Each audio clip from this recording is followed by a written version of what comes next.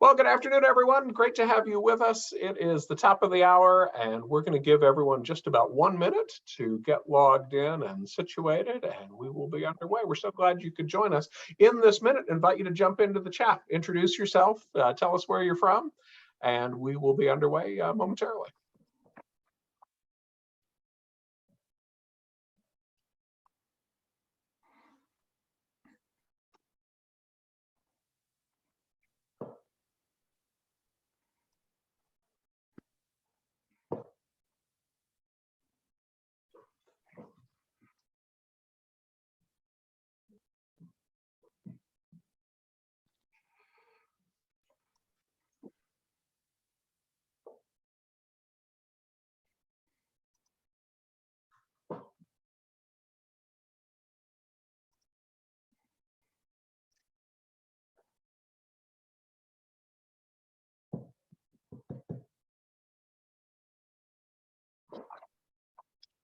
All right, looks like maybe the chat is not enabled right now, so sorry about that. Looks like maybe we won't be able to do as much chatting as we had hoped in the chat today, but no worries. We are underway regardless. Again, my name is Dan Worry. I'm the Senior Director of Early Learning at the Hunt Institute in Cary, North Carolina, and welcome in to our Early Efforts webinar for the month of August, a new month underway. This is a busy month. We actually have 3 great early efforts webinars, one today, one tomorrow, where we'll be talking about the importance of play in creating ideal learning environments in partnership with Trust for Learning, and one a week from today. It'll be the 3rd in our special series on the early childhood workforce in partnership with the Bank Street College of Education. Hope that you're registered and maybe we're making plans to join us for all 3 of these great conversations. For those of you who are joining us for the first time today, the Hunt Institute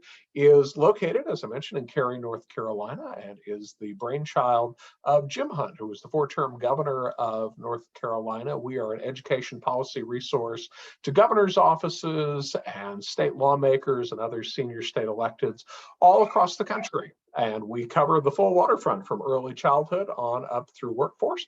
But on Early Efforts, our monthly series on early childhood, we are focused obviously on the earliest part of that continuum. I'm so glad to have all of you joining us. You know, childcare is not only important for children and families and the development of our future workforce, but is critical to the workforce of today. It is what enables millions of American parents to participate in the workforce and in the national economy and in state economies. And so it plays a very important role that we're going to unpack a little bit today from a business perspective. And joining us are 3 fantastic CEOs. Our friend and partner, Barry Ford, who is the CEO of Council for a Strong America, located in Washington, D.C. Jack McBride is the CEO of Contech, Inc. in Spartanburg, South Carolina, a fellow South Carolinian. And Willie Jones is the CEO of Dependable Source Corp. in Jackson, Mississippi. It is so great to have all 3 of you with us today to help us to unpack this question of, you know, how does childcare impact the workforce and the bottom line and the productivity of America's employers. And so, Barry, maybe we start things off with you. You know, you through the council and through its organization, Ready Nation in particular, are working with CEOs and business leaders all across the country on this topic. Talk to us a little bit about why early childhood and why childcare matters, not just to kids and families, but to the business community.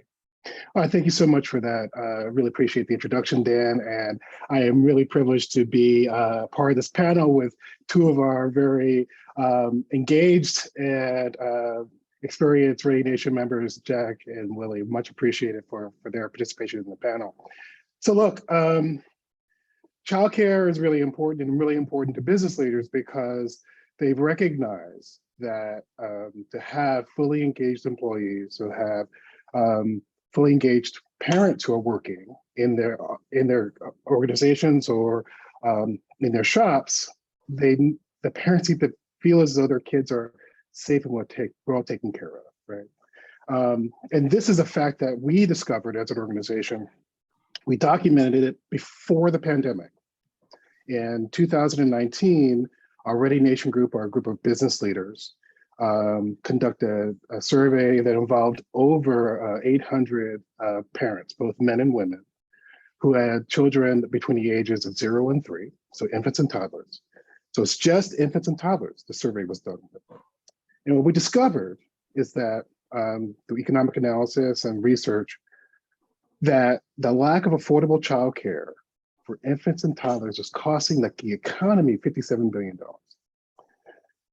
And 50 billion of it was related to the distraction and the inability of workers to be focused at work because they didn't have good childcare arrangements, and the lost productivity on the job that employers were experiencing because either they had to replace people or their employees weren't fully present at work. $50 billion. That's one. Two, the pandemic demonstrated to everyone just how critical the childcare industry was to literally every other industry in our economy. It's the foundation. The childcare workforce, we are fond of saying, is the workforce behind the workforce, right? Because without access to care, women left the workforce in droves. Parents and caregivers were left with either the choice of not being able to go to work or putting their kids in circumstances they were uncomfortable with. So the bottom line for employers has been, one, the current workforce has been incredibly stressed by the lack of childcare. But there's one more thing I want to say, and then I'll toss it to my fellow panel members. Employers also know that the 21st century economy requires a different set of skills. And they know that high quality early experiences prepare kids to succeed in school and to get ready to participate in that opportunity, in that workforce. And so the lack, again, of high quality childcare, high quality pre-K, early childhood experiences means that the next generation is not getting prepared to succeed in school and not getting prepared to assume their place in our workforce. And so that's the second reason why employers all over the country are deeply, deeply concerned and committed to high quality early care experiences. Barry, thank you for that introduction. And just I want to jump to Jack and to Willie, but two housekeeping notes. First, it looks like the chat is miraculously back to life. I'm sure somebody has helped out with that behind the scenes, but it's great to see all of your introductions happening in the chat. Invite you to use that freely, and but to also to distinguish that later in the hour we are going to open things up to your questions, and so would ask, rather than put those in the chat where you can see there's a lot of activity happening, if you would use the Q&A function in Zoom to help us to identify your questions. We will jump into those here in just a little while. Also, always want to mention that our early efforts webinars are closed captioned, and so if that is a service that would be helpful to you, please find the closed captioning controls at the bottom of your screen on your Zoom bar and take advantage of that. We're always glad to have that as a part of these conversations. Jack, I want to turn to you. And maybe I'll give you a sort of a two-part question. First, would love to hear just in terms of sort of situating the audience a little bit about Contact, the company that you created. Tell us a little bit about what it is and what it does, and then share with us a little bit about how you got connected to this topic of early childhood as a business leader, and what did your employees experience that has made this such a vital conversation for you? Sure. Thanks, Dan. So Contact is a manufacturer of wipes, mops, pre-saturated wipes, disinfectants for critical environments like pharmaceutical manufacturing, medical device, semiconductor, automotive paint for automotive OEMs.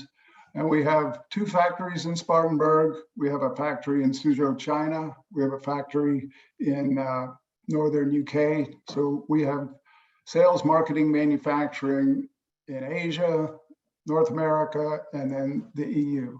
So our company has grown from a two-man startup 34 years ago to 800 employees globally. That's amazing.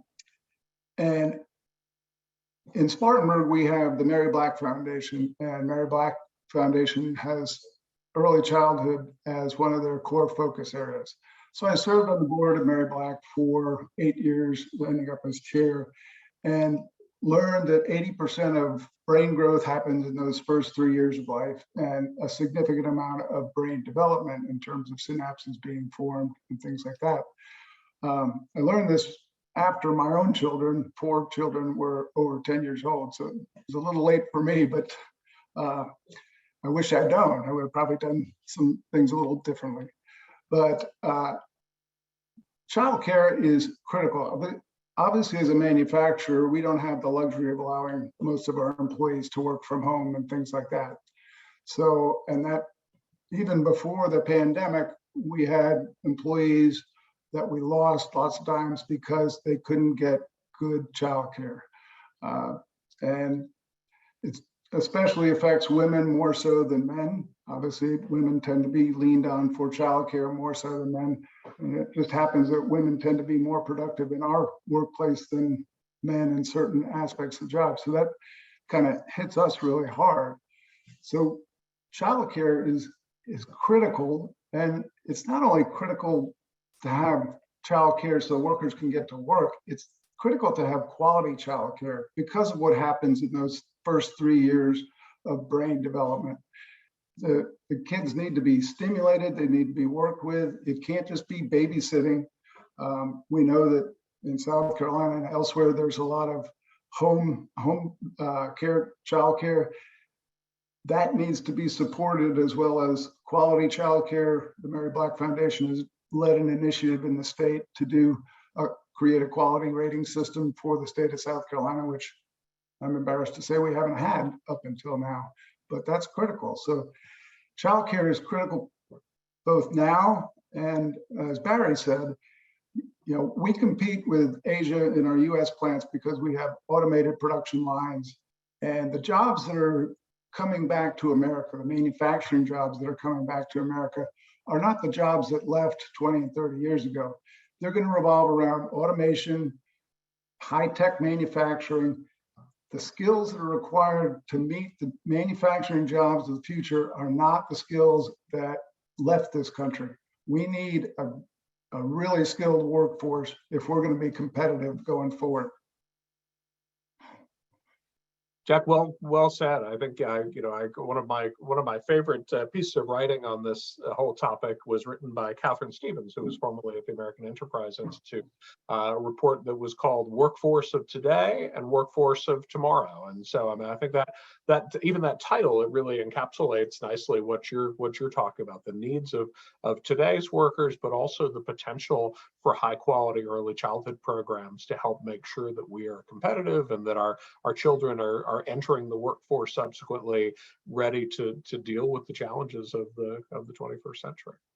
There's a great example of that right now, Dan, in the semiconductor industry. We realized as a nation that semiconductor manufacturing moving to Asia has left us in a vulnerable position in terms of high-tech manufacturing. So there's 8 to 10 semiconductor fabs that are going to be built either now and in the next 10 years. And to staff those semiconductor manufacturing jobs, they're going to need very skilled workers. And we need that industry desperately for all the electronics that we use, our automobiles, everything. Absolutely. Willie, let's bring you into the conversation as well. I want to give you a little bit of the same opportunity that Jack had. I would love to have you introduce Dependable Source to the audience. Talk a little bit about what you do and why is this an important part of your company. And Willie, I think you're still on mute. Okay. Hello, everyone. Sure. I'm Willie Jones, President and CEO, Dependable Source Corp Center for Community and Workforce Development and DSC Training Academy. I have been in the transportation industry for almost 30 years now, and to around workforce development, putting people in higher paying jobs. And I'm so glad to be part of this conversation today. And both Barry and Jack have done a wonderful job of stating why we should even be having this conversation as a debate. It seems to be a no-brainer for us. And when I say us, I mean all of us. It's not childcare is not specific to women. It's not specific to men. It is important for all of us as employers, for those who live in communities who want a great quality of life. All childcare is tied and connected to all of that.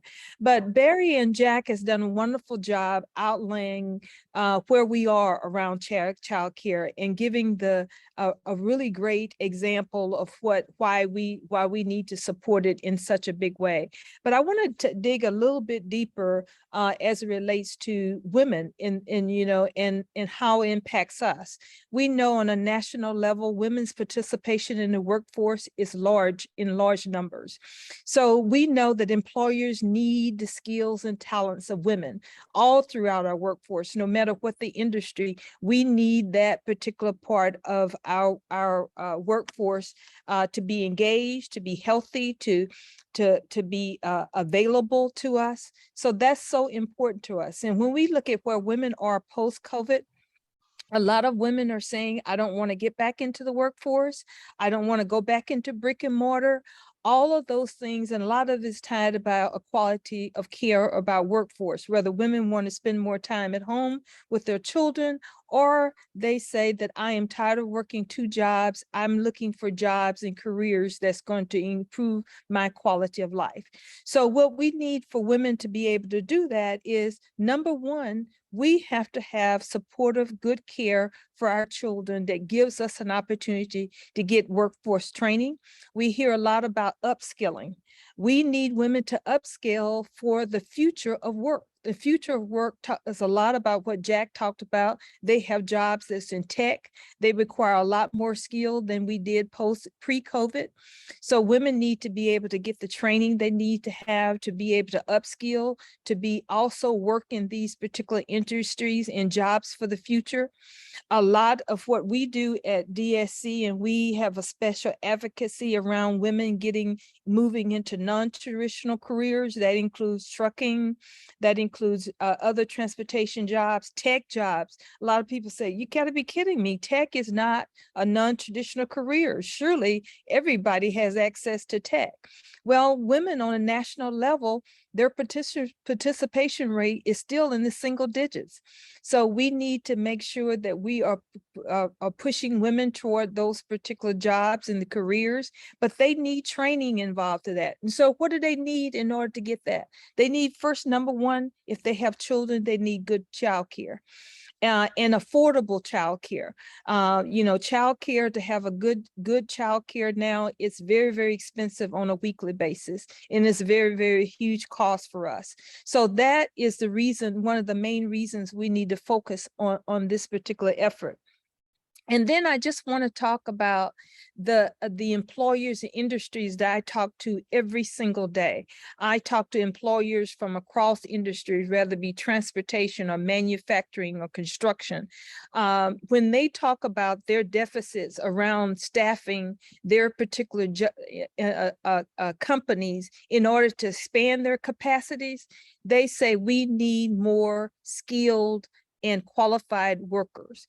I mean, we are really, really challenged around that post-COVID. And what the trucking industry says across the conversations is, one of the things that we need to do we are in high demand when it comes to truck driving. The deficit numbers are just tremendous. The turnover rates are tremendous. We have a lot of folks that are retiring from the trucking industry, but trucking companies and motor carriers are saying one of the top 3 solutions to making sure we fill those positions is we need to hire more women. Okay, so that means that childcare, if women gonna hit the road and get behind the wheel of trucks, they need qualified childcare. So it is so very important. This is a topic for all of us to have every day in your communities, at your kitchen tables. You know, employers are talking about how do we invest what we need to have and make childcare a priority. And it's so very, very important to us. Willie, thank you. And Willie and Jack, I want to piggyback on something that Willie just said and just ask from your perspective as CEOs. I mean, I think we are hearing stories all across the country about the challenges that businesses are facing, even recruiting workers in, but also know that it can be very costly. And Jack, given the kind of specialized work that you're doing at Contact, I imagine it is very costly for you when you are unable to retain an employee. Once somebody is trained up and ready to do that work, I know losing them can't be a happy thing. How does childcare relate to the idea of retention within your workspace? So Dan, you're right.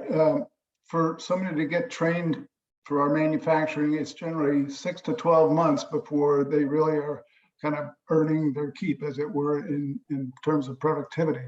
So, and actually we have a higher percentage of women in our workforce than men. So when the pandemic came, we had to do a lot of moving people from shift to shift, like people that needed to be home on first shift. Some first shift workers volunteered to switch to third, so the third shift workers could be home with their, or could move and accommodate their childcare situation. We had to move people from some skilled positions on one shift to unskilled positions on another, so they could accommodate their childcare.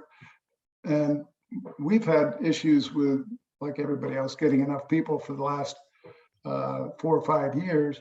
And COVID exacerbated that because there was a huge increase in demand for our products, just disinfecting wipes. Generally, we sell them to industry, but we sold them to everybody during COVID. So we needed more and more people, and a lot of our workforce had to go home to take care of their children. And that included not only early childcare, that included basically K through 12. So, Dan, I want to give a really good example of how this child care issue impacts us on a daily basis, especially for us as employers and employees.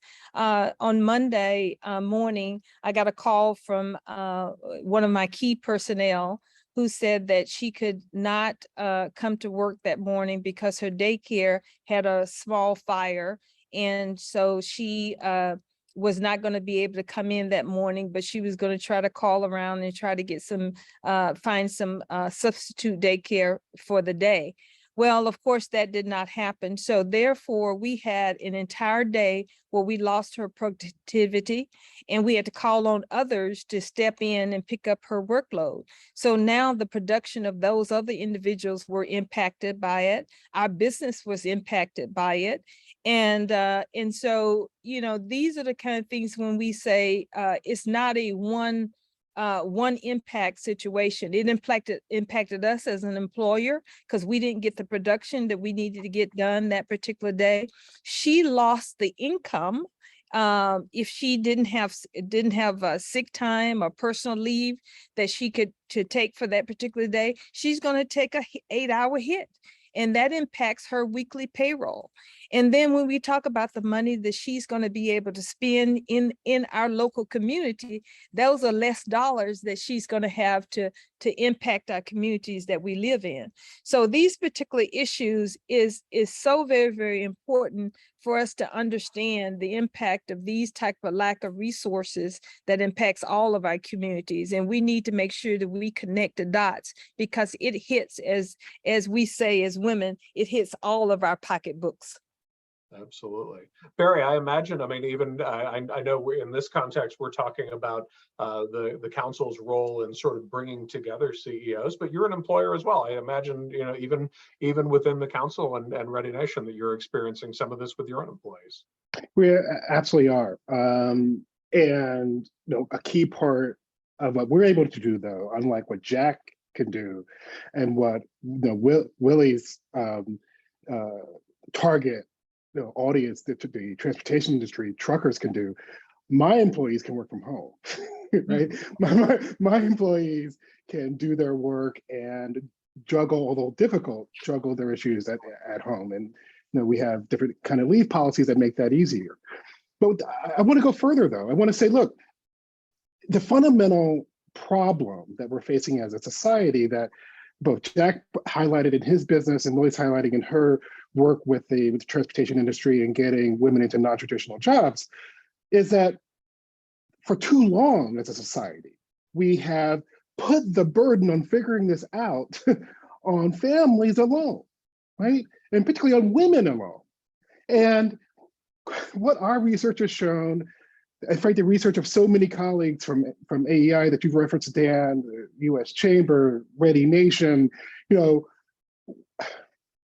this is a fundamental need of our national economy, right? Childcare is a critical pillar of our economic strength. Now, that is a new idea. I want to recognize that.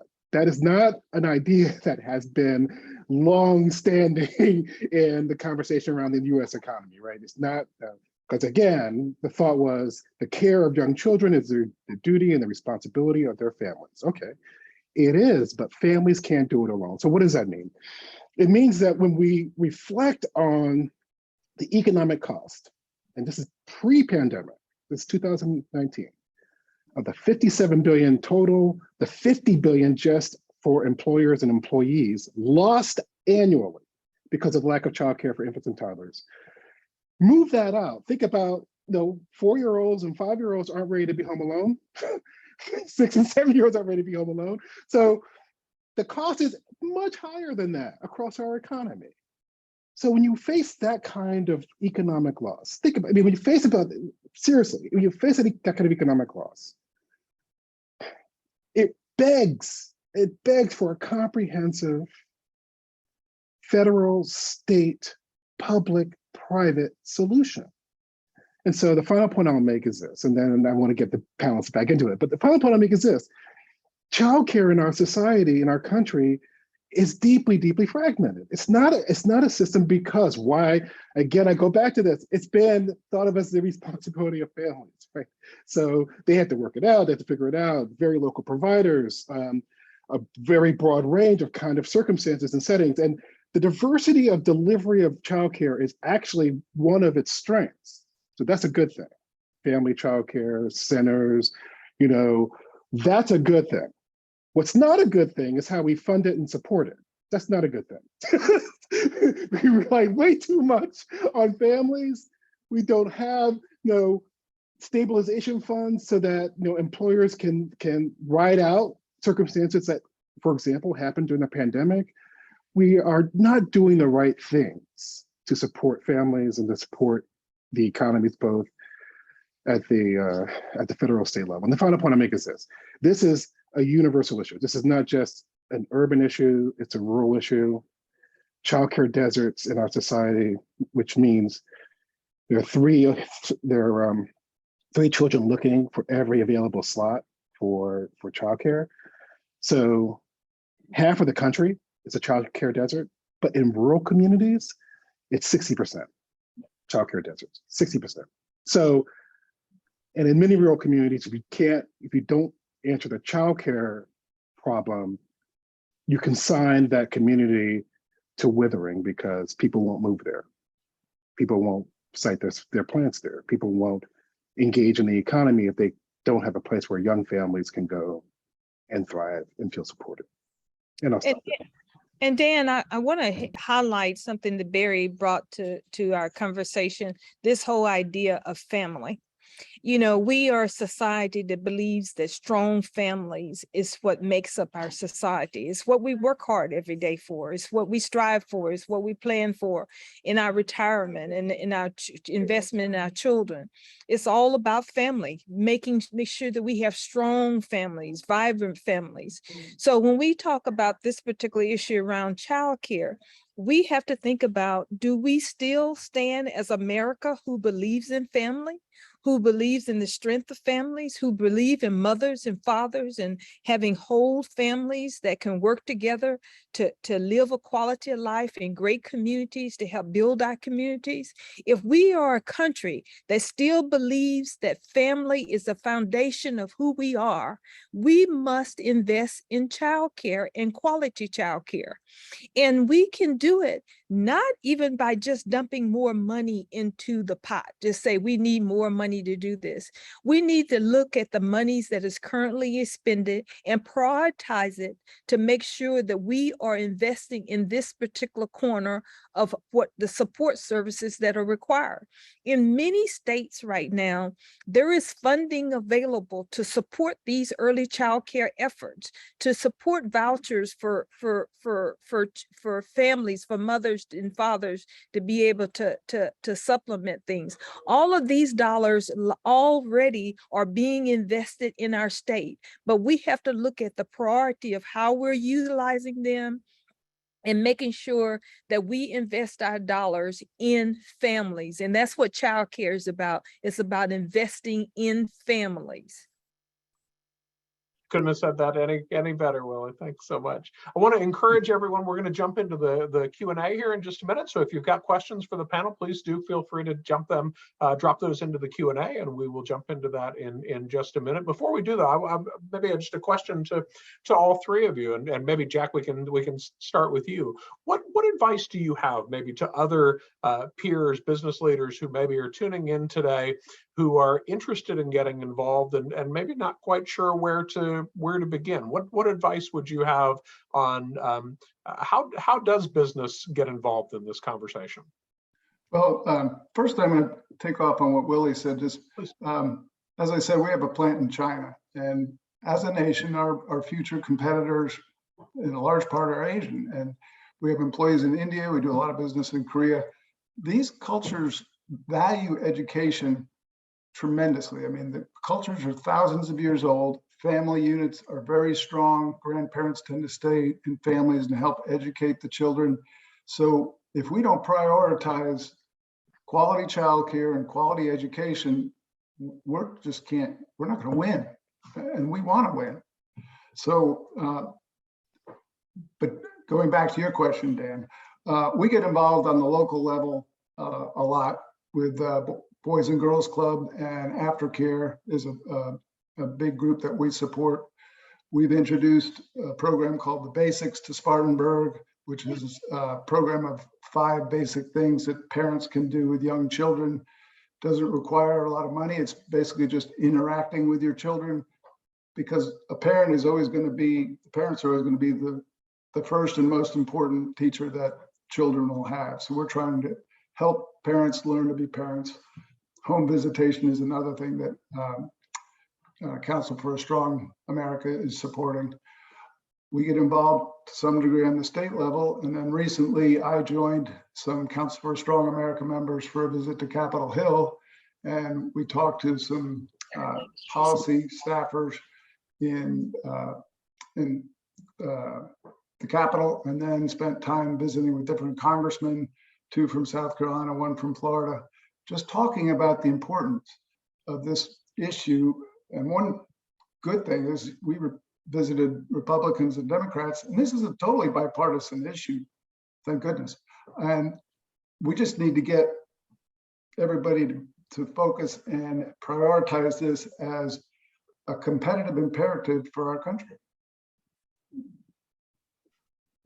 Barry, Jack brought up, the opportunity to speak to Congress. This is obviously a hot topic this week, as those of you who have been following this conversation over the period of a year or more know. In the House back in December or late November, proposed as part of the budget reconciliation package what would have been a really transformative investment in childcare and pre-K. And here, just this over the past week, the Senate appears to be coalescing around a slightly different plan, but a plan that includes not a single penny new spending for early childhood education. What role does the business community have, Barry, in reaching out to elected leaders and to elevating this this topic in the conversation in Congress?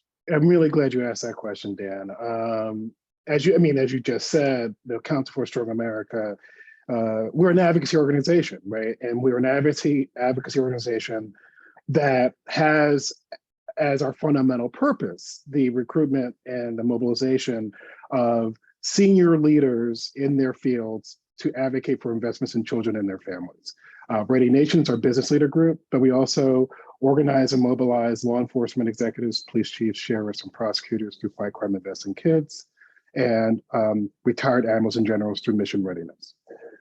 So with regard to business leaders, our Ready Nation group is deeply committed to both changing the way, as Jack just did, changing the way the public sees investments in early childhood and the way policymakers see it.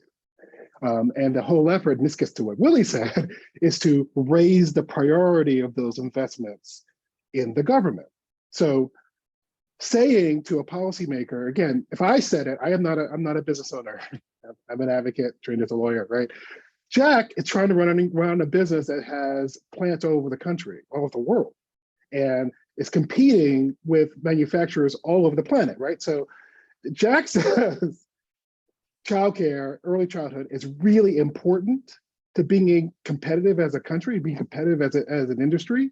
That's taken much more seriously. So that's what we need business voices to do, to say, to highlight how important early childhood investments are to their future, to their bottom line, to supporting their current workforce, their current recruitment efforts, and the future workforce for their growing and expanding businesses and the strength of our economy. That, to my mind, is absolutely critical. But I want to go one step further. We recently did a report, I guess about 6 months ago, focused on the impact of the pandemic on women participation in the workforce. And we surveyed over 400 business executives, CEOs from businesses that had annual revenue of over $5 million or more.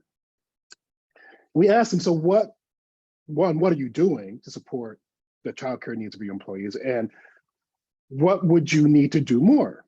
Because we wanted to understand what business leaders themselves would sign up to do to help, and then where they saw the public sector, where they saw other supports for their employees. So they said this. One, some larger employers do provide childcare on site. They actually build facilities, fund them, support them, right? Others provide their own sets of stipends to their own employees so they can buy in the community. However, that's hard and problematic because, as we've just discussed, the supply of childcare is scarce because these businesses are hard to run. They run at very, very narrow margins. And during the course of the pandemic, we lost a huge amount of supply, over 10% across the country. Okay, one issue. Two, they time off. No, some try to make flexible work hours. They try to do a variety of things. But one of the things that almost every employer would say is the way federal governments can help them, or state governments can help them, are through tax incentives, credits to provide these kind of supports to their own employees. Okay, but no one, and no matter how large the employer, would think they can do this alone. This is a systemic issue. It's a very big problem. You need significant federal resources flowing to this. And this gets to your final point, Dan. I'm just gonna cry a little bit here. We're among friends, right? The opportunity we had a year ago in the reconciliation bill would have been a generational investment. It's something completely new and transformative for the early childhood space. And the fact that that's not possible now is sad. It's a missed opportunity. It's something the nation needed and needs. And it's something that certainly our business leaders in Ready Nation will continue to advocate for, regardless of what happens in November, regardless of what the next Congress looks like, because of its central importance. The thing that was so profound and disappointing, I'll say this, and then I want the other panelists to join in, about what happened on Capitol Hill with regard to the early care and investments proposed by the Biden administration, is that, as Jack said, for decades, investments in early childhood and programming have been bipartisan issues, bipartisan in terms of support, deep bipartisan support. It is only in the last year to 18 months that's become something of contention, of, part of the culture wars, right? And the welfare of America's children should never be subject to partisan debate. This shouldn't be. And Dan, I think we haven't touched on also, we have to talk about, we've been using the terms, the quality of our workforce. But when you look at also statistics, and Hunt Institute does a wonderful job is pulling all this together for us and sharing with our community, is the need for early child care, because we know that it leads to better success when kids get into elementary school and high school and etc. I have a workforce development institute where we train individuals for higher paying jobs.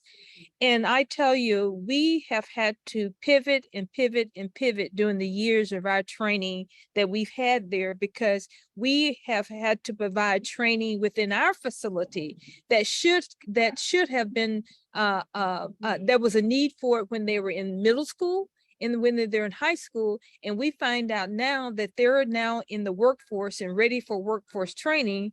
We're having to go back and give them some of those basic skills that they didn't get along the way. So when we talk about quality early childhood care, that includes the early preventions that they need, the early trainings that they need to be successful as they matriculate during their adulthood. So when by the time they get to us into the workforce, we have a better quality of individuals that are ready for the future of work.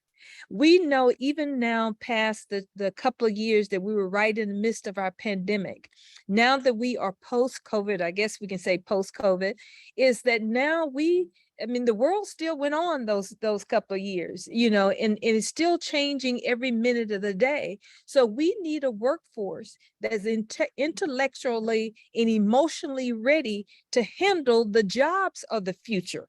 And so that's why, when we talk about early child care, yes, we need access. Yes, we need affordable care.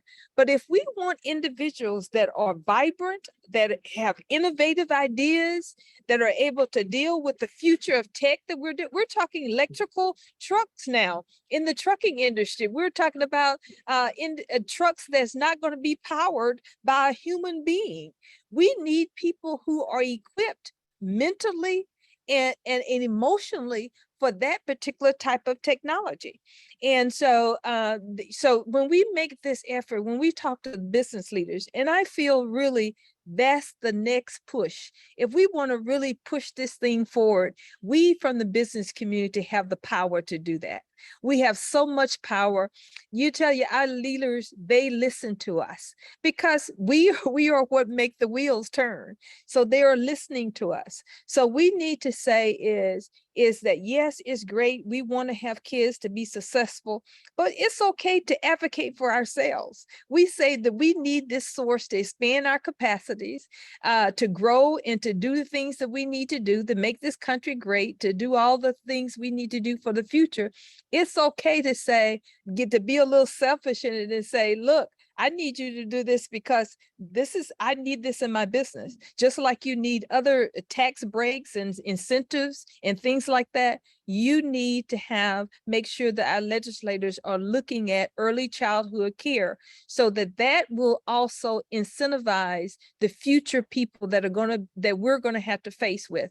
I can't tell you every day, my my associates that I deal with on all types of industry and in my own work, my own hiring process, I have stacks and stacks of resumes of individuals. But when I look at those resumes, when I interview those individuals, I know that it's almost like, okay, I'm going to pick out a few, but I still know I got to put some additional training behind it. The early childhood programs help better equip those individuals. So when they get to the point that we get their resumes on our desks, that we know we have a real skilled, productive individual that's going to move our industry and our business to the next level of care. So that's what I'm saying to businesses. If you want to be a part of the success of not only your business, but your business down the street and your neighbor down the street, you need to get into this game. You need to get into this push for early child care. And I tell you, it is going to really move where we need to be, and you're going to be proud. And when you're talking about saving dollars, Barry talked about the money that we are spending. I mean, even when I have to retrain an individual and I have to train them just to be able to put them out there and to be able to work, that's extra dollars in my budget. That's money that contributes to the loss of the profits that I can have in my particular business.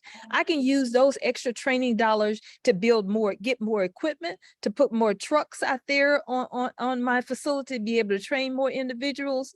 So when we're talking about these particular issues around child care, if you want to impact your bottom line, you need to get in line in your state, in your community, and find a voice to make sure that our legislators are making the right decisions for our success.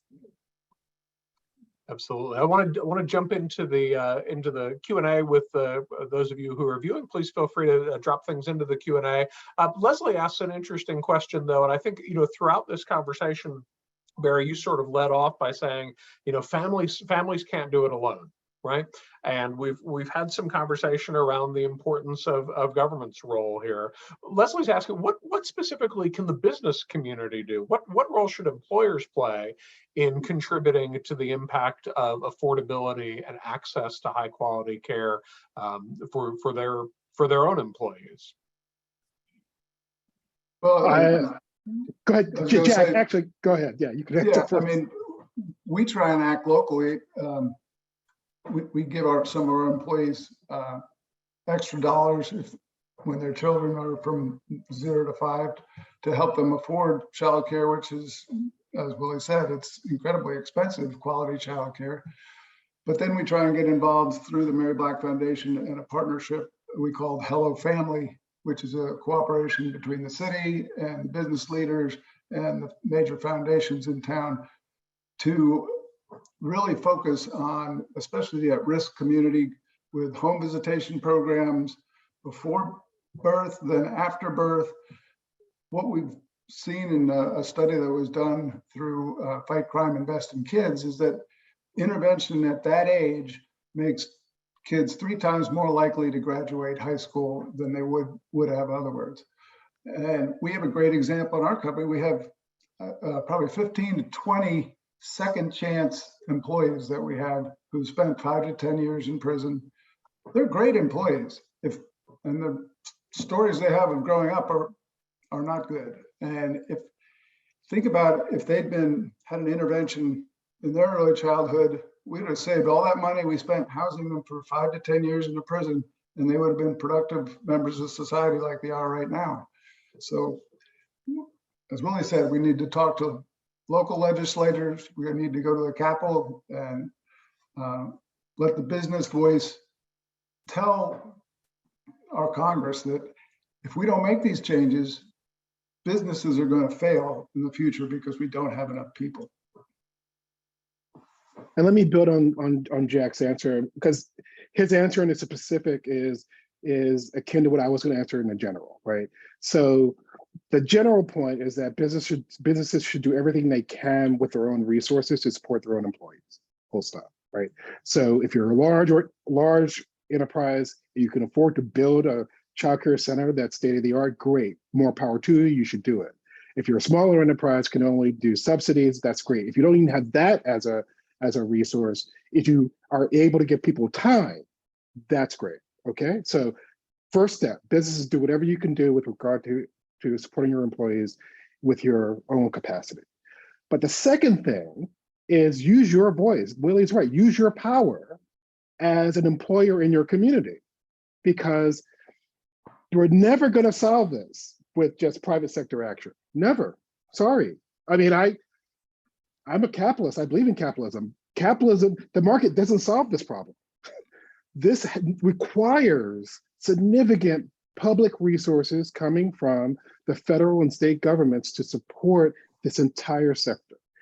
Why is that? Well, fundamentally, we're not paying early childhood educators what they need to stay in the field. So there's a huge attrition problem. You're not able to fully staff early childhood rooms, right? That's a travesty. Why is that? It's not only wrong for the employee, it also undermines quality, because we know consistent adult attention, high quality adult attention, is what young kids need to thrive, what babies need to feel safe, supported, right?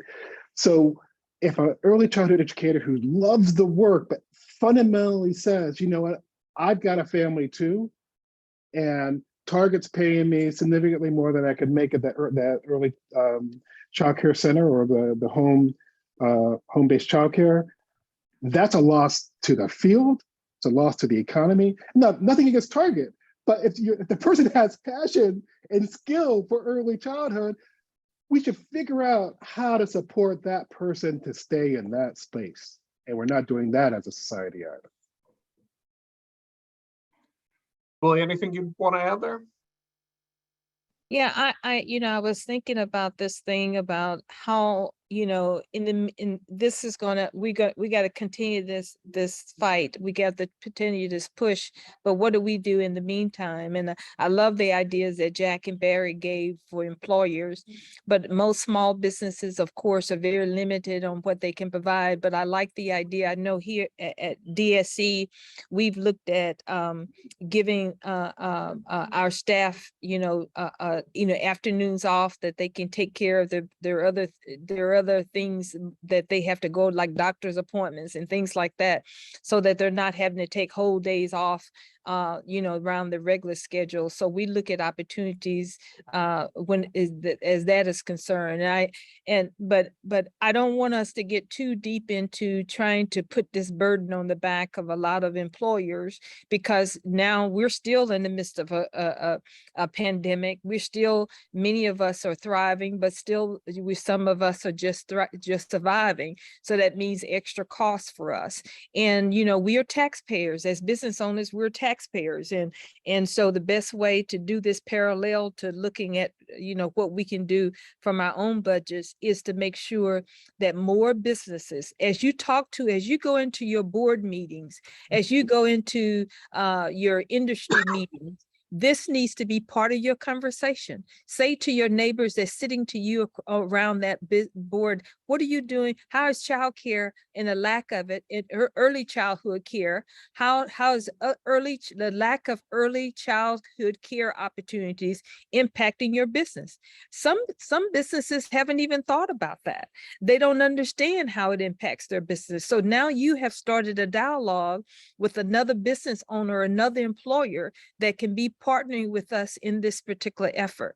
So early childhood care, go to the Hunt Institute and get you a set of talking points and pull down that statistic, so you can even maybe once a week email 2 or 3 business partners that you do business with on this topic. Let them read the statistics. Let them read how this particular issue is impacting their business. That's a very easy way. If you don't feel comfortable making a physical stand or calling your legislator, that's one way you can do, is help gauge the other business community in this particular effort. Education and awareness among all of us is what's going to change the tide.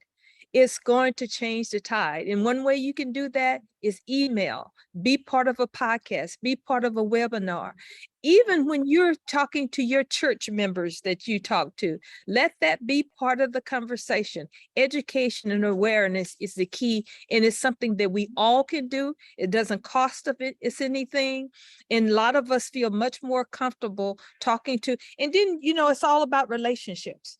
In business, we have those companies that we have great relationships with. We can talk to other business associates and people that we do business every day in a way that we can't do it on a larger stage. So that's an opportunity for you to continue to share this information, to continue to educate yourself from a business standpoint, and just be part of the conversation. We need every single business. It doesn't matter if you're making donuts to you're building dump trucks. We need everybody in this conversation, no matter how small or how large. Early childhood education changes the quality of life for all of us. And when we talk about our young babies that are coming into this life between ages of 0 and 3 months old, they need the best opportunity to live their own best lives. And we know the statistics say that if we make the investments that we need to make early on at the early stages, that's going to change the quality of your life. We're going to have less people in the prison system, as Jack talked about. We're going to have less returning citizens that are coming back. We're going to have less crime in our communities if we invest in early child care. We're going to have smarter children. We're going to have much more respectful children. We're going to have children that's going to be able to communicate the vision for our future, because they got that early childhood education from 0 to 3 years old that builds their brains, that stretches their brains, that get them equipped for the information and technology that they're going to need moving forward. So we need to be in this together. Yeah. Go ahead, Jack, please. Yeah, and I would say this isn't a new problem. This has been going on for a long time. So we're living in the future of the kids that were born 25 and 30 years ago. A lot of our labor problems that we're having right now, that nobody can get enough people, if we had addressed childcare differently 25 years ago, I don't believe we'd have as many people that we need to be employing right now. So it's a strategic imperative for our country to address this now and not let these funds lapse, not let McVee lapse and things like that. We just need to focus on this, because if we don't, we're not going to win. We are getting close to the top of the hour. As always happens, it flies by. I want to give you all maybe one last opportunity for a quick round, maybe hear from each of you. We talked early on about opportunities for the business community to get involved in this conversation, but I want to give you the either or maybe an and here chance to maybe have a couple of closing words on what advice would you have for business leaders who want to get involved, and or maybe what advice would you have for those in the early childhood community that are viewing, that would like to become better connected with you in the world of business on this topic? Well, obviously, I think Ready Nation is a great foundation for approaching the government about how we need to make this a strategic imperative for our country to remain competitive. And then locally, I think Willie put it best. You just reach out to other local business owners, talk to them, get them involved, to form a coalition, as we have tried to do in Spartanburg, and continue to make this a bipartisan issue and not let it become a political football, as Barry said. This is so important to our future. We've just got to not let Washington be the Washington it is right now. We got to get it back to focused on what the future of America is about. Willie, you want to jump in? Yeah, I want to say to the business leaders, of course, Ready Nation should be somebody you reach out, an entity you reach out and become a part of, and it makes your task much easier to be able to do that.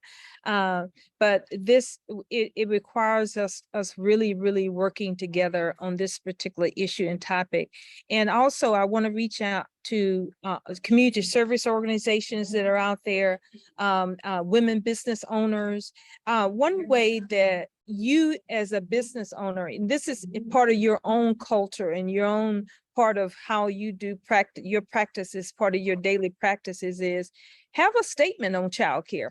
You know, make a statement on childcare, say what that statement is. It may be, we support early childhood development programs.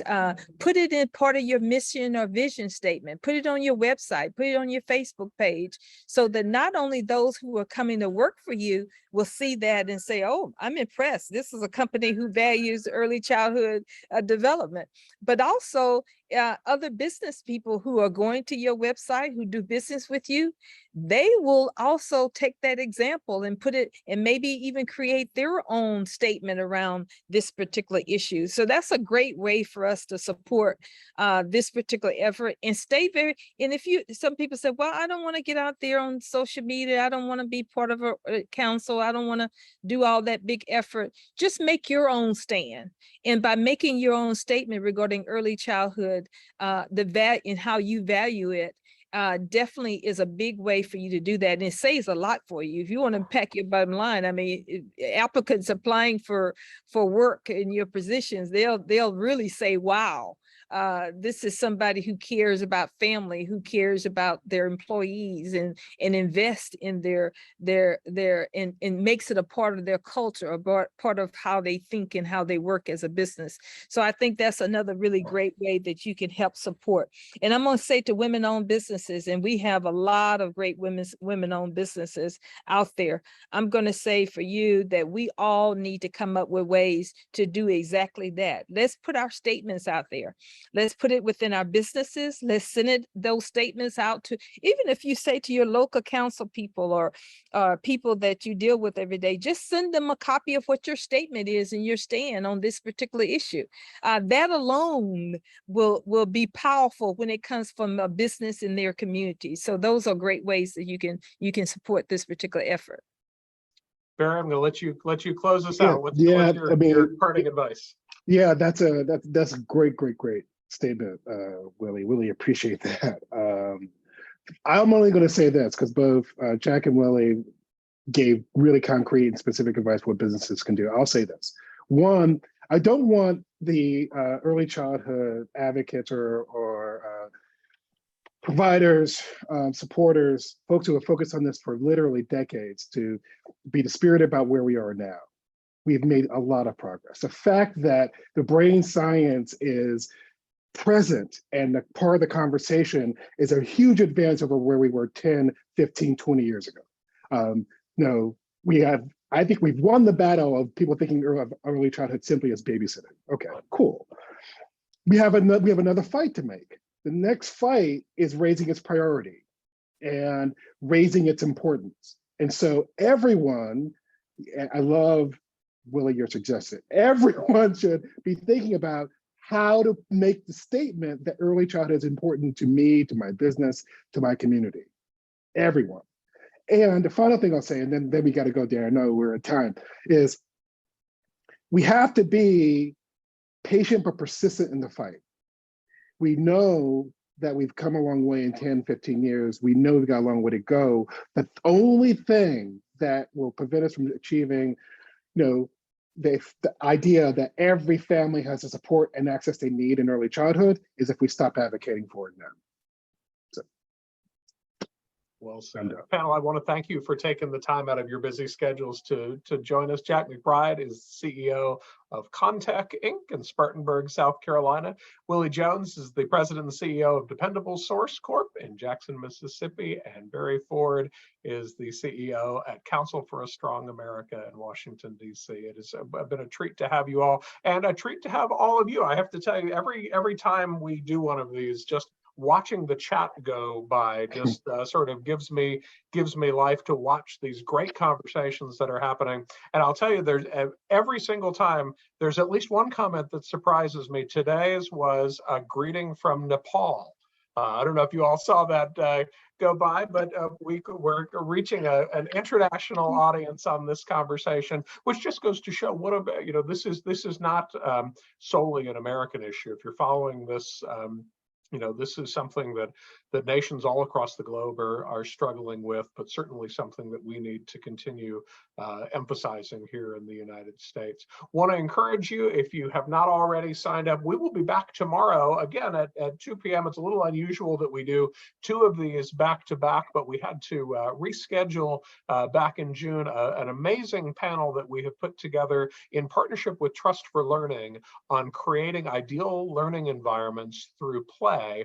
And boy, we could not have a greater panel on this topic. Dr. Deb Leong is president of Tools of the Mind and will be joining us. She is also a professor at Metropolitan State University in Denver.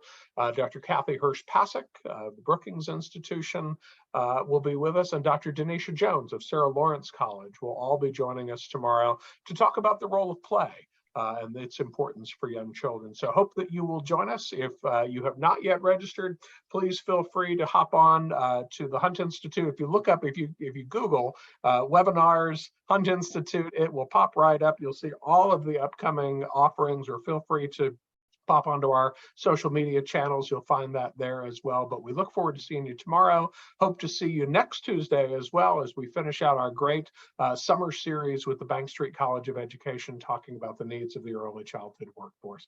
Panel, again, thank you so much. And thank all of you for taking time out of your busy day to be with us. Have a good afternoon. Thank you so much. Take care. Thanks, Dan.